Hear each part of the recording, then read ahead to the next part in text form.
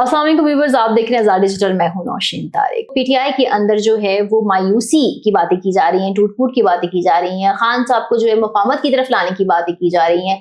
क्या इमरान खान मफामत की सियासत पर आएंगे और इस हवाले से क्या इनसाइट्स और क्या अपडेट्स हैं, इस पर बात करेंगे। इसके अलावा जनाब पीपल्स पार्टी जो है वो हमेशा की तरह ये कहती है कि हम हुकूमत को कांदा दे रहे हैं, हम अपोजिशन बेंचेस पे चले जाएंगे, लेकिन जब उनके वज़रा से पूछा जाता है तो वो ये कहते हैं कि जब अपोजिशन वाले उनके वज़रा से पूछते हैं तो वो ये कहते हैं कि हमारा आपस का मामला है।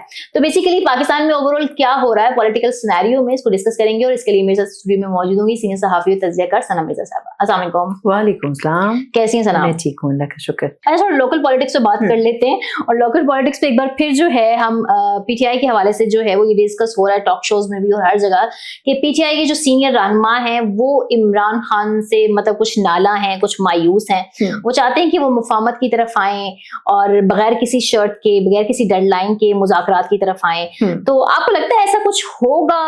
चाहे ये जैसे बैरिस्टर साहब कह रहे हैं कि जी पीटीआई और एस्टेब्लिशमेंट के दरमियान तनाज़ा है वो खत्म होना चाहिए, और दो कि ये विद इन अ नाइट या ओवरनाइट नहीं होगा, टाइम लेगा, लेकिन आपको लगता है कि खान साहब की जो लाइन है, क्योंकि बहुत से लोग ये भी कहते हैं ना सना कि खान साहब की जो सियासत है वो इसलिए कि वो अंदर है, बाहर आ गए तो डस हो जाएगी। अच्छा, तो आपको लगता है कि ऐसा कुछ होगा? नहीं, देखिए इसमें दो तीन पहलू हैं। एक तो मैं सबसे पहले इस बात से डिसएग्री करूंगी कि खान साहब की सियासत जेल की वजह से है, मेरा ख्याल नहीं है। जेल से अगर वो बाहर आएंगे तो वो गवर्नमेंट के लिए ज्यादा बड़ी मुसीबत बनेंगे। उसकी रीजन ये है कि वो सिस्टम को चलने नहीं देंगे। आप इस वक्त मुल्क को जिस क्राइसिस में छोड़ के गए थे, पीटीआई की हुकूमत का जब खात्मा हुआ था, आप बिल्कुल कंगाल थे, आपकी इकोनॉमी बिल्कुल मतलब लोएस्ट बॉटम टच कर रही थी। किसी ने ठीक कहा था कि इससे ज्यादा नीचे हम नहीं जा सकते, इससे ऊपर हम हो सकते हैं, मजीद गहराई में नहीं जा सकते। तो आपने उस पोजीशन से पाकिस्तान को वापस निकाला है, तो इसलिए खान साहब आएंगे तो इस सिस्टम को खराब जरूर करेंगे, क्योंकि ऑब्वियसली वो अपोजिशन के रहनुमा है, वो जलसे करेंगे जो माजी में करते रहे, वो रैलियां निकालेंगे, वो कैंपेन्स करेंगे, कभी हर दूसरे दिन वो ये कहेंगे कि आज हम ये तहरीक चला रहे हैं, चाहे वो ग्राउंड पे हो या ना हो, लेकिन वो कारकुनों को एंगेज रखते हैं, उनको ये इसमें कमाल हासिल है। तो अब इसमें एक इशू ये है कि खान साहब का जेल से बाहर आना तो किसी को भी सूट नहीं करता। राना सनाउल्लाह साहब ने तो खुलकर कहा था कि उनका जेल में रहना ही बेहतर है। सुनने में ये आ रहा है कि उनके लिए एक अलग रावलपिंडी में एक मुख्तसर जेल बनाई गई है जिसमें स्पेशली सिर्फ उनको और उनकी अहलिया को रखा जाएगा। हाँ, उनकी मुंतकिल होने की खबरें भी हैं। लेकिन इस पे खुल के बात अभी हो नहीं सकी। उसकी एक बड़ी वजह यह है कि खान साहब को वो तमाम रिसोर्सेज और सहूलियात देने की कोशिश की जा रही है कि आप खुदारा 5 साल खामोशी से जेल के अंदर है। देखिए जरदारी साहब ने भी तो सालों गुजारे थे, 1 दहाई से ज्यादा। नवाज शरीफ साहब कितनी मरतबा जेल गए हैं। तो सियासतदान के लिए जेल में जाना कोई मुश्किल बात नहीं है, लेकिन क्योंकि खान साहब जो है वो लाइमलाइट में रहने के आदी हैं, तो वो जेल के अंदर से रहकर और उस तमाम सिनेरियो में रहकर जहां उनको रखा गया है, वो अब उस चीज से अब फेड अप हो चुके हैं। वो अब चाहते हैं कि कुछ हो। और अगर हम रिसेंट मीटिंग का मैं हवाला दूं, पता नहीं आपके एजेंडा पे आज के है या नहीं, लेकिन गंडापुर साहब की जो लास्ट मीटिंग हुई है, कल हुई है उनकी, वो तकरीबन 2 घंटे के करीब मीटिंग हुई है और सरप्राइजिंगली उन्होंने बाहर आके प्रेस टॉक नहीं की, बड़े गुस्से में थे। उसमें उनको एक नहीं बल्कि मल्टीपल डोजेस जो है ना दी गई है खान साहब की तरफ से। ये बात बिल्कुल सही है कि 2024 के एंड में खान साहब उनसे निजात चाहते थे बहैसियत सीएम, लेकिन पाकिस्तान तहरीक इंसाफ के पास कोई चॉइस नहीं थी। इस मीटिंग की जो इनसाइट है वो यही आई है, जो चंद एक लोगों के थ्रू हम साफियों को भी पता चली है, कि उसमें खान साहब ने 2-3 चीजों पर सवाल उठाया। एक, उन्होंने ये कहा कि आपके ऊपर जलसे में इतनी मुखालफत आपके खिलाफ आई है, और देखिए अगर ये कहा जाए ना कि ऐसे ही कारकुनान जो हैं वो उनके खिलाफ नारे लगाना शुरू हो गए, ऐसा नहीं है। वो बड़ा प्लान तरीके से हुआ, वो डिसाइडेड था। जो नीचे की लीडरशिप थी उनको ये पता था कि सीएम साहब के खिलाफ नारे लगेंगे। जुनैद अकबर साहब के खिलाफ नारे क्यों नहीं लगे? मेरा सवाल है, अलीमा खान साहबा के खिलाफ क्यों नहीं लगे? बैरिस्टर सैफ साहब मुशर्रफ साहब के दौर से काम कर रहे हैं हुकूमतों के साथ, उनके खिलाफ नारे क्यों नहीं लगे? सिर्फ गंडापुर साहब को टारगेट क्यों किया गया? इशू ये है कि खैबर पख्तूनख्वा की हुकूमत का जो फेस है पीटीआई का, वो भी गंडापुर साहब है, सीएम भी गंडापुर साहब है। जितनी सोबतें उन्होंने गुजारी वो शायद पीटीआई के केपी के कम लोगों ने गुजारी है। मैं ये नहीं कहती किसी और ने नहीं गुजारी, लेकिन इस वक्त की सिचुएशन में वो एक ऐसी जगह फंस गए हैं कि वो ना इधर जा सकते ना उधर जा सकते। उनको एस्टैब्लिशमेंट, हुकूमत, विफाक सबके साथ और फिर खान साहब को भी साथ लेके चलना है। तो खान साहब ने उनके ऊपर बात ये रखी है उस मुलाकात में जो 1 दिन पहले हुई है, कि आपके ऊपर इतना क्रिटिसिज्म हुआ। हालांकि जो पूरा जलसा ऑर्गेनाइज हुआ इसमें 90% एफर्ट्स गंडापुर साहब के थे। कारकुनान को लाने में उसके ऊपर ठीक ठाक पैसा जो लगाया गया वो स्टेट का लगाया गया, सूबाई हुकूमत का, लेकिन उन तमाम चीजों के ऊपर अप्रिसिएशन के बजाय उल्टा उनको उनकी बासपोर्स हुई है। और देखिए ये जो बात हो रही है कि क्या होने जा रहा है, क्या गंडापुर साहब को हटा दिया जाएगा? मेरा ख्याल ये है कि गंडापुर साहब को अगर हटा दिया जाए तो उसके बाद अगला कोई ऑप्शन पीटीआई के पास कोई बहुत अच्छा मौजूद नहीं है। देखिए आप कंपैरिजन करें ना, पहले पहले परवेज खटक साहब को लाए थे। परवेज खटक साहब मेरा ख्याल है जितनी सियासत उन्होंने की है उतना तो उम्र भी नहीं होगी गंडापुर साहब की। तो परवेज खटक साहब को पता था कि मैंने सबसे पहले आके क्या क्या करना है। फिर उनके दौर में करप्शन भी बड़े तरीके से हुई, ऐसा नहीं कि बड़ा करप्शन फ्री दौर था। महमूद खान साहब आए, उनकी डिलीवरेंस जीरो थी, उनके जमाने में सुबह दूसरे लोग चलाते थे, उनका अपना कोई रोल नहीं था। उसके बाद गंडापुर साहब आए, गंडापुर साहब ने चीजों को सिस्टमाइज करने की जरूर कोशिश की, लेकिन एक मसला उनके साथ रहा कि उनको फ्री हैंड नहीं दिया गया। उनके ऊपर हमेशा एक ना एक ग्रिप रही कि या तो क्योंकि इवेंचुअली पूरे मुल्क में सिर्फ एक ही सूबे में पीटीआई की हुकूमत है, तो मेरा ख्याल ये है कि गंडापुर साहब को इस हवाले से तैयार रहना चाहिए। और मेरा अपना ये अंदाजा है कि गंडापुर साहब भी अब मेंटली प्रिपेयर्ड हैं। वो जितना आगे पीछे उन्होंने करना था फाइनेंसिंग और वो सब चीजें वो साथ साथ होती नहीं, तो उनको कोई फर्क नहीं पड़ता। अगर उनको कहा जाएगा तो वो भी बस अपना बैग उठाएंगे और सीएम हाउस से निकल जाएंगे। हाँ। ऐसा ही होगा। अच्छा, ये कुछ खान साहब के हवाले से कुछ चीजें जो है वो डिफरेंट जगह पे मैं देखी हूँ न्यूज में कि वो कह रहे हैं कि मैं कोई ऐलान करने लगा हूँ, पार्टी रहनुमा और आवाम तैयार रहे।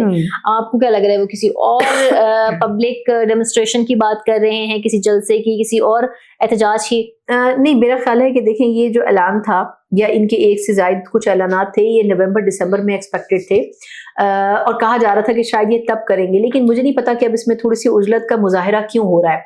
पार्टी की तरफ से ये कोशिश है कि खान साहब अभी किसी किस्म का ऐलान नहीं करें, लेकिन खान साहब दो ऐलान मुमकिन तौर पर कर सकते हैं। एक गंडापुर साहब को हटाने का, जो बज़ाहिर ऐसा लग रहा है कि अनकरीब हो सकता है, लेकिन अगर उससे पहले खान साहब की तरफ से असेंबलियों से इस्तीफे देने का अहकामात आ जाते हैं तो फिर मेरा ख्याल ये है कि गंडापुर साहब को हटाने का जो ऐलान है वो पोस्टपोन हो जाएगा, क्योंकि ऐसी सिचुएशन में गंडापुर साहब को हटाने से पूरा जो केपी से रिसोर्सेज आपने इस्तेमाल करनी है वो पूरा सिस्टम हिल सकता है। तो बज़ाहिर देखा जाए तो कौमी असेंबली और सेनेट से पीटीआई के लोग मेंटली प्रिपेयर्ड हैं, लेकिन अगर उनसे आप दिल से पूछें तो वो बिल्कुल भी इस चीज के लिए राजी नहीं है कि वो ऐवानों से निकलें। उसकी बड़ी वजह यह है कि एक कनेक्शन बिल्डअप हुआ है कि हुकूमत के साथ आप बैठते हैं, बातचीत करते हैं। बहुत से लोग दबे लफ्जों ये कहते हैं कि हम मुज़ाकरात और बातचीत चाहते हैं, लेकिन उसमें सबसे बड़ी रुकावट जो है वो खान साहब है। तो इसलिए मेरा ख्याल ये है कि इन दो ऐलानात के अलावा कोई तीसरा बड़ा ऐलान नहीं हो सकता। देखिए, इस जलसे से आप अंदाजा लगा सकते हैं कि जो कारकुनान हैं उनमें वो मोबिलाइजेशन नहीं है। मुमकिना तौर पर वो अपने अलावा किसी को नॉमिनेट करने की जो बात हो रही थी वो भी कर सकते हैं, लेकिन मुझे लगता है कि ऑफिशियली वो बैरिस्टर गौर साहब को चेयरमैनशिप से हटाना नहीं चाहेंगे। ओके। अच्छा सना, ये कश्मीर में जो एहतजाज जो सिचुएशन इस वक्त है वो भी क्या इतनी इंटेंसिफाइड है जितनी सोशल मीडिया पर दिखाई जा रही है?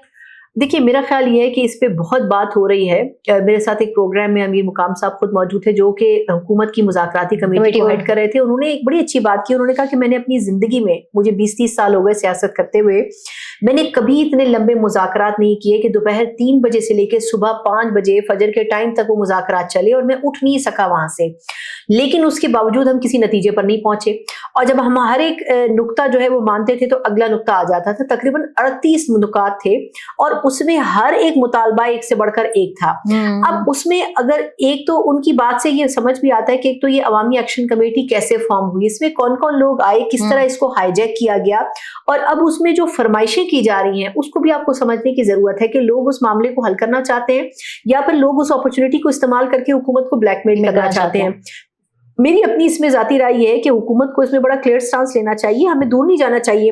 2019 में भारत ने कश्मीर को एक मामूली से एक नुक्ते के जरिए, एक अमेंडमेंट के जरिए हड़प लिया, तो हम आज तक आजाद कश्मीर को इंडिपेंडेंट क्यों कंसिडर करते हैं अलहदा? हम गिलगित बल्तिस्तान को अलहदा क्यों करते हैं?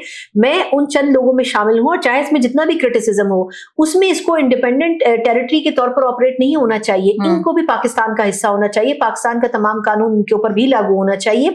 हमने जो अलग अलग पॉकेट्स बनाई हुई हैं इसी वजह से मसाइल ज्यादा हैं, इनको मेन स्ट्रीम पॉलिटिक्स के अंदर लेके आए और जैसे सिस्टम चल रहा है इसको उसी में चलाएं। लेकिन आई थिंक ये जो अवामी एजेंडे के ऊपर बात करने की बात की जा रही है सरासर दोगली पॉलिसी है। इसके अगर आप मुतालबात पे जाएं तो कई ऐसे मुतालबात है जो कि ऑलरेडी जिन पर हुकूमत काम कर रही है या वो अंडर अप्रूवल है, जैसे एयरपोर्ट की तामीर है, सब्सिडीज की बात की गई है, कुछ ऐसी चीजें हैं जो ऑलरेडी अंडर प्रोसेस है। फिर उन्होंने पानी के हवाले से कहा है, बिजली के रेट्स के हवाले से कहा है। मेरा ख्याल यही वो तमाम चीजें जो कि काफी अरसे से जेर बहस आ रही हैं और वो अंडर प्रोसेस हैं।